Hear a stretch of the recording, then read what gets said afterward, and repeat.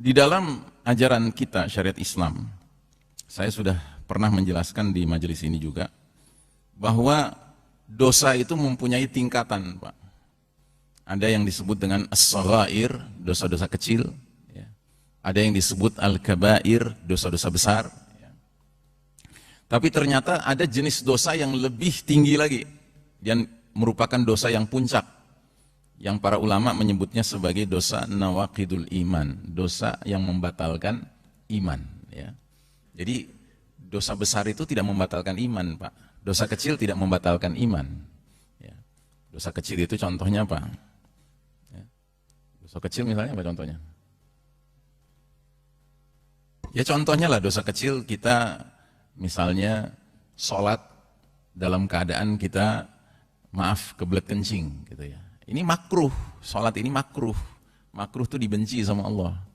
Sepatutnya orang kalau mau sholat dalam keadaan bisa konsentrasi penuh, sehingga semua penghalang harus dia singkirkan, termasuk keinginan dia untuk buang air kecil harus dia segera selesaikan dulu hajatnya itu, ya, baru dia sholat. Nah, ini dosa kecil, ya. Termasuk dosa kecil mungkin kita sering lupa, ya, sering lupa memenuhi janji. Tidak sengaja kita meninggalkan janji, mengingkari janji, tapi kita lupa. Ya, ini dosa kecil, ya.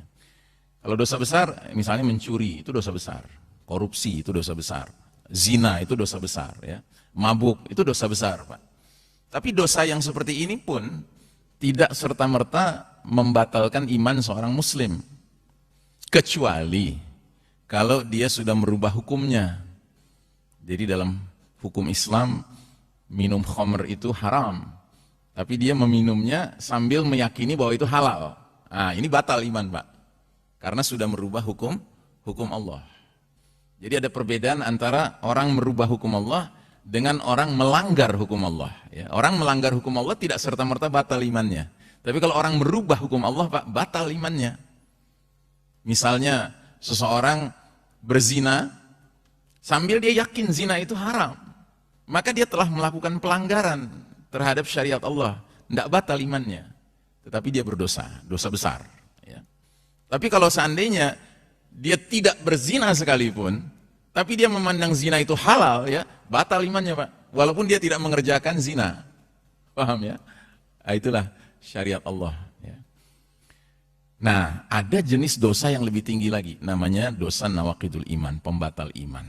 Ya, saya pernah jelaskan di contoh-contohnya di tempat ini, tapi nggak ada salahnya saya ulangi lagi.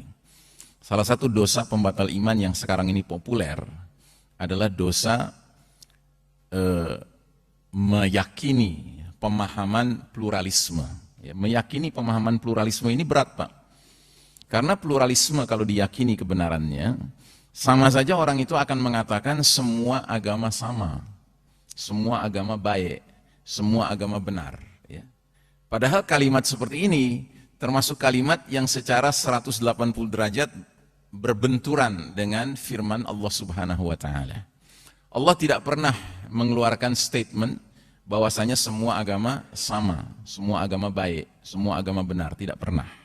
Malah yang ada adalah Allah berfirman, "Inna dina indallahil Islam."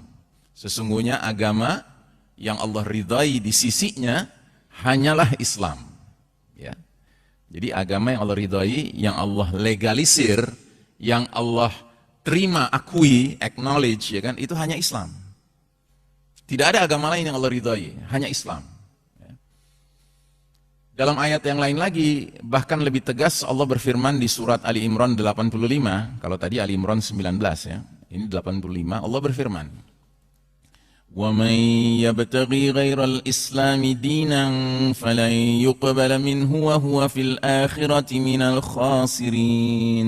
Dan barang siapa mencari selain Islam sebagai agama, maka sekali-kali nggak akan diterima darinya, dan dia di akhirat akan tergolong orang yang merugi.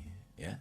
Jadi jelas ini, tegas sekali Allah mengatakan, barang siapa mencari selain Islam, nggak diterima sama Allah, nggak diterima, dan dia di akhirat termasuk orang yang merugi.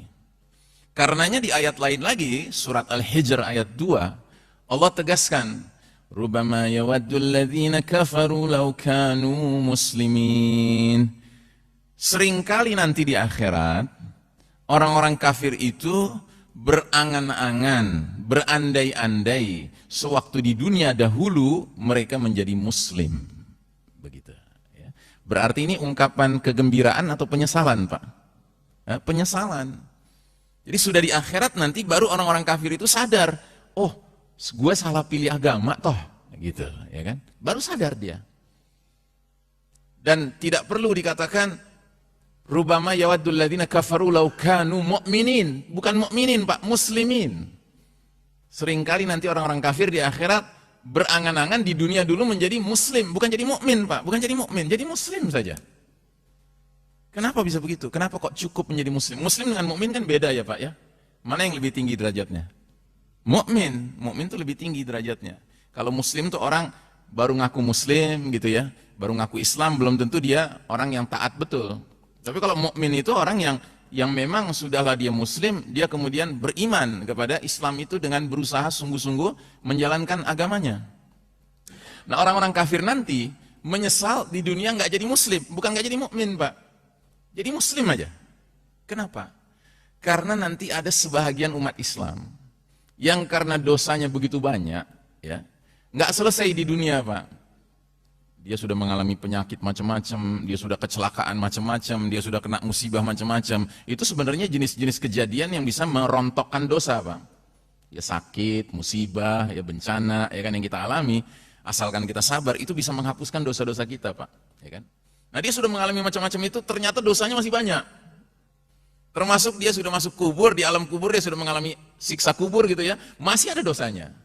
Sehingga harus diselesaikan dengan dia dicuci, Pak, dibakar habis. Di mana? Di neraka. Jadi ada muslim-muslim tertentu yang saking banyaknya dosanya, nggak selesai di dunia, nggak selesai di alam kubur, ya kan? Dia harus diselesaikan di akhirat nanti dengan cara dia harus masuk neraka. Walaupun tidak khalidina fiha abada, tidak selama-lamanya. Ya Allah yang Maha tahu berapa masa pidananya gitu. Allah yang tahu untuk menghapuskan dosa-dosanya itu. Nah, ketika sudah selesai dibakar dosa-dosanya, ya, maka orang-orang muslim yang seperti ini, Pak, akan dikeluarkan sama Allah dari neraka. Dipindahkan kemana? Ke jannah. Ya.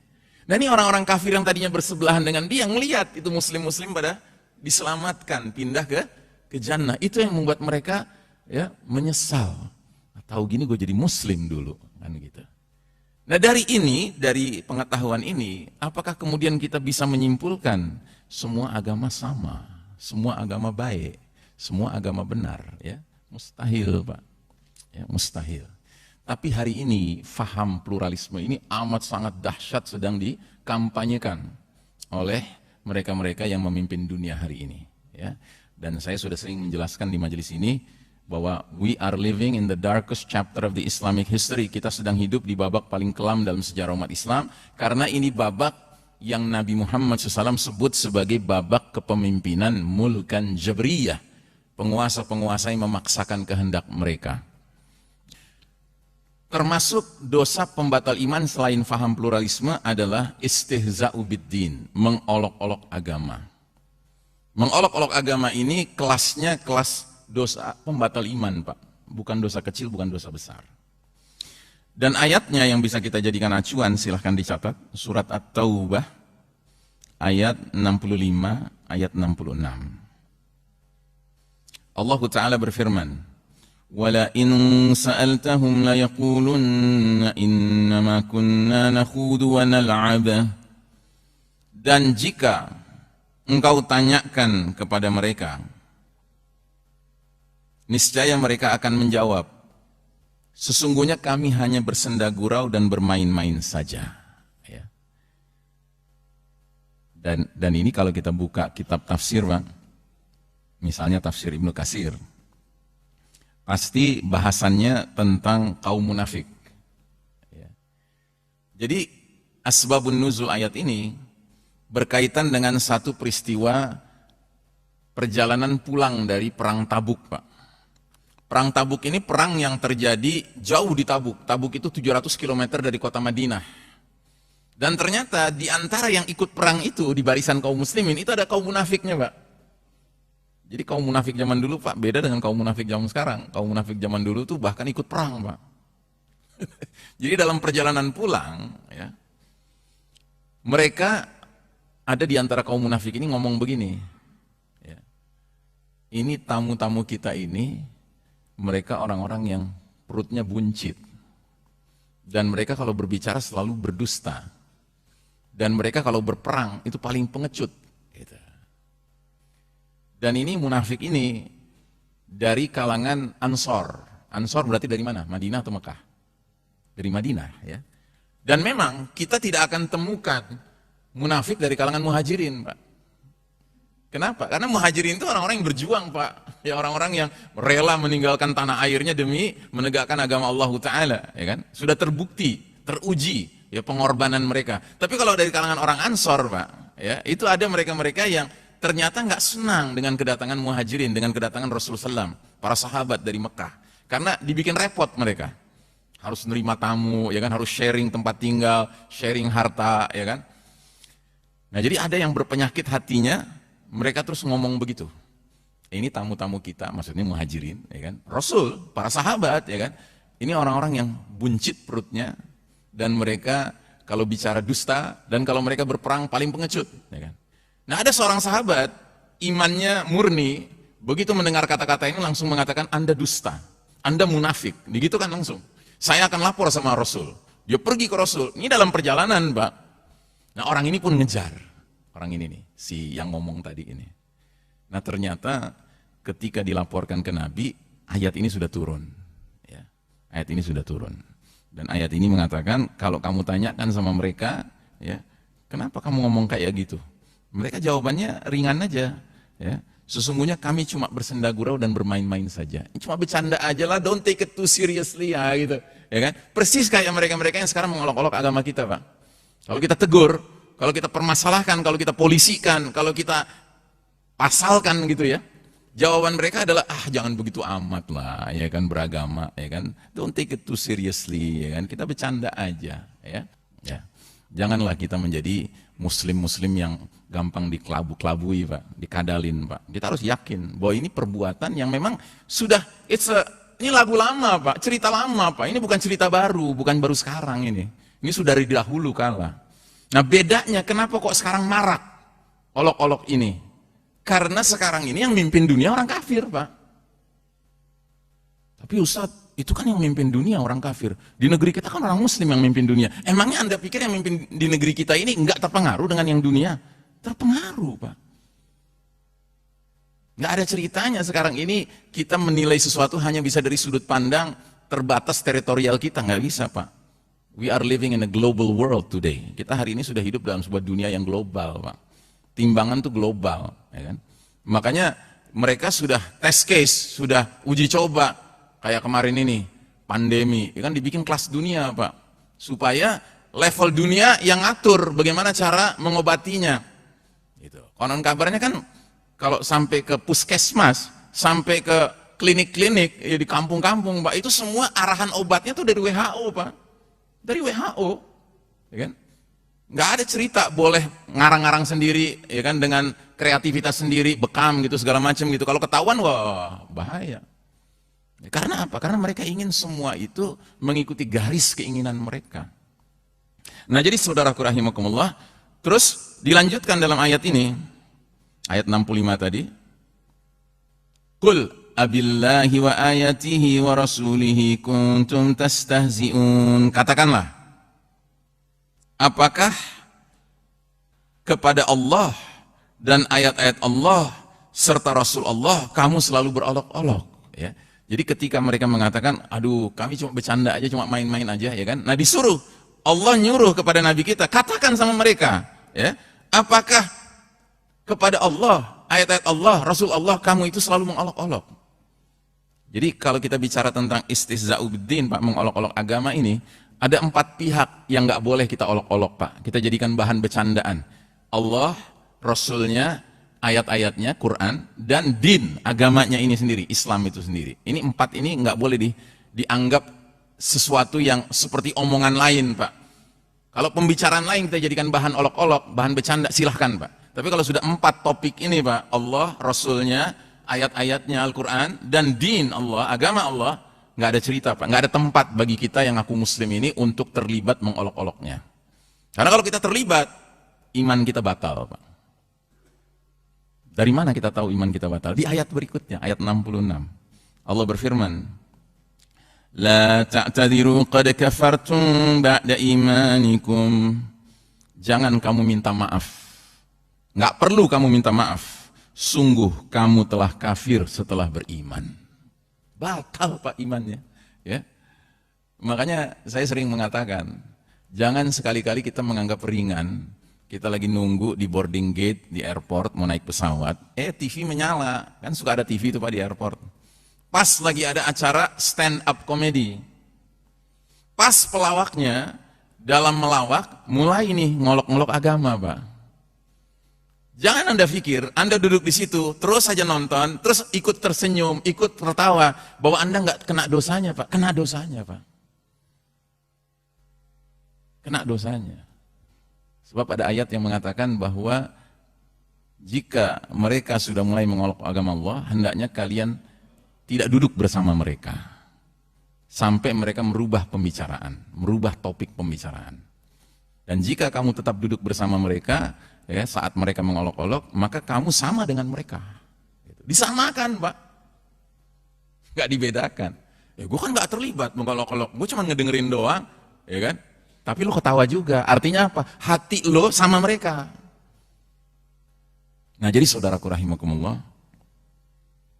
permasalahan mengolok-olok agama Allah Ta'ala ini bukan permasalahan ringan, ya. Dan kalau kita renungkan, Pak, ternyata istihza ini, program mengolok-olok agama Allah ini punya target, Pak. Ada targetnya yang ingin dicapai. Apa target yang ingin dicapai? Yang ingin dicapai adalah desensitisasi. Hilangnya sensitivitas seorang muslim terhadap kemuliaan agamanya, kesakralan agamanya, kesucian agamanya. Jadi kita dibuat nggak sensitif lagi. Bahkan kita akan dipuji kalau seandainya kita diam saja. Apalagi kalau seandainya kita malah berpihak, ya kan? Kita akan segera dapat julukan, Pak. Apa julukannya? Wah, ini muslim yang toleran. Ini muslim yang toleran yang begini nih, ya kan? Dia masih bisa diajak bercanda. Bahkan lebih dari itu, dikasih julukan apa? Ini muslim yang bijak. Nah, bijak, Pak. Ya. Padahal ini bukan toleransi dan ini bukan sikap bijak, Pak. Ini konyol, ini namanya bodoh. Ini namanya sudah kehilangan kecemburuan, al-ghirah al-islamiyah. Ini namanya sudah dayus. Sudah dayus jadinya. Laki-laki yang nggak punya kecemburuan. Ya kan? Tega rela-rela saja gitu bahwasanya agamanya dipermainkan, diperolok-olok. Makanya ada ayat yang cukup keras sekali. Allah Ta'ala berfirman di surat Ghafir. Ghafir itu surat 40 di ayat 35.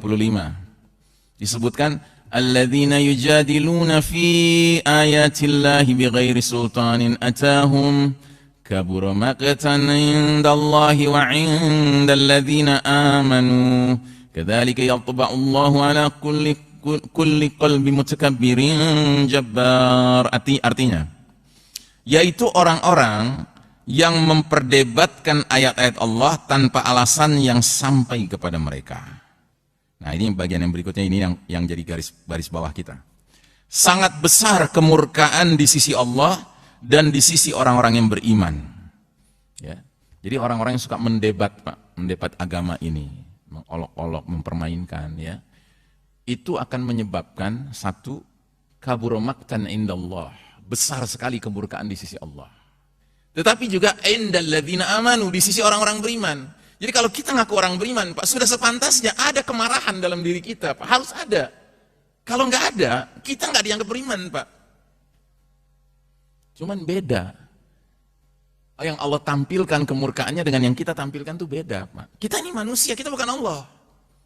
Kalau Allah itu punya banyak asmaul husna, nama-nama yang mulia, nama-nama yang baik. Salah satunya nama Allah yang terkenal adalah As-Sabur, yang maha sabar. Allah murka dengan mereka yang mengolok-olok agama Allah, tapi Allah maha sabar. Sedangkan kita manusia, Pak. Yang kita nggak punya kesabaran yang tanpa batas, Pak. Kesabaran kita ini ada batasnya. Dan sudah sepatutnya kalau kita memiliki juga yang namanya kecemburuan yang menimbulkan kemarahan. Itu sudah sepantasnya, Pak. Malah nggak pantas kalau nggak marah, nggak pantas. Karenanya saya perlu ingatkan kita semua di sini bahwa istilah di dunia hukum sekarang, dunia hukum positif bikinan manusia ini kan ada istilah pasal ujaran kebencian, ya nggak Pak? Ada kan pasal itu, pasal ujaran kebencian. Ini pasal yang sekarang lagi sering-seringnya doyan-doyannya dipakai sama pihak yang benci dakwah.